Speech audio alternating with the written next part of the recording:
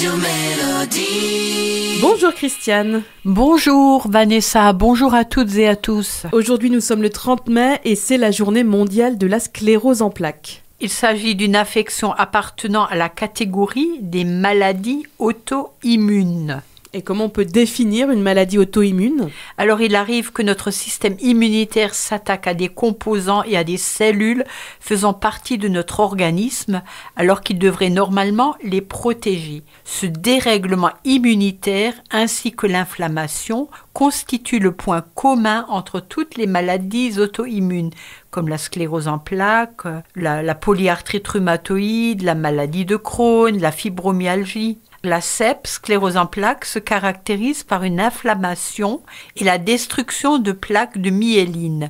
Pour faire court, un nerf destiné à transmettre les commandes nerveuses est construit comme un fil électrique. On peut dire que la fibre nerveuse qui conduit le courant est entourée d'une gaine isolante qu'on appelle la myoline, une graisse phosphorée spéciale. Donc celle-ci est détruite en cas de sclérose en plaques. Quels sont les symptômes de la CEP ?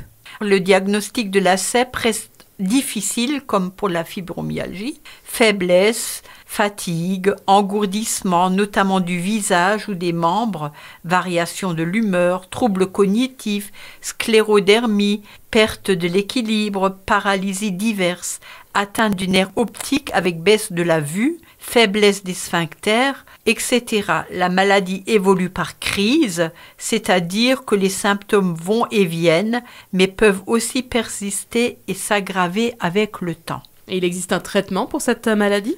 Alors, il n'existe pas de traitement curatif pour la CEP, mais des médicaments qui agissent sur les symptômes et freinent leur évolution.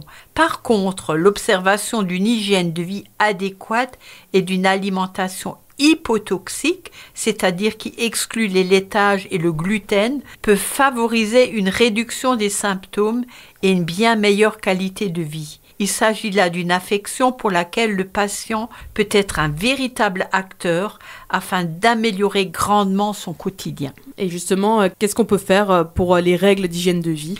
Alors je me répète, c'est très important, alimentation sans laitage et sans gluten, agir sur la perméabilité intestinale qui fait le lit des maladies auto-immunes, important en acides gras essentiels tels les oméga 3, la vitamine E, l'huile d'onagre, soutenir le foie, gestion du stress, contact avec la nature avec notamment de grandes balades en forêt, exercice physique doux et régulier, repos, massage de la colonne vertébrale avec des huiles essentielles spécifiques, notamment la cyste, l'adanifère. Et puis également gérer le stress, encore une fois. Merci beaucoup Christiane, on retrouve tout cela sur le site radiomélodie.com en podcast. Et Christiane, moi je te dis à la semaine prochaine. À la semaine prochaine.